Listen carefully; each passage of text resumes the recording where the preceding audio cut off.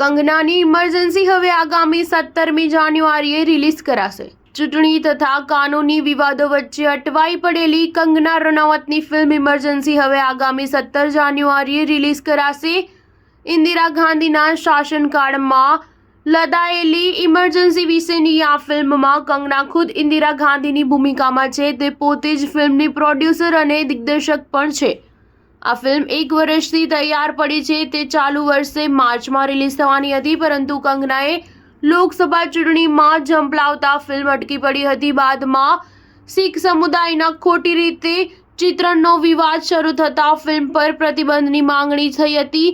Sensor બોર્ડે આ ફિલ્મનું સર્ટિફિકેટ અટકાવી દીધું હતું। તેના કારણે આ ફિલ્મ તારીખ 5મી સપ્ટેમ્બરની અગાઉ જાહેર કરાયેલી તારીખે પણ રિલીઝ થઈ શકી ન હતી।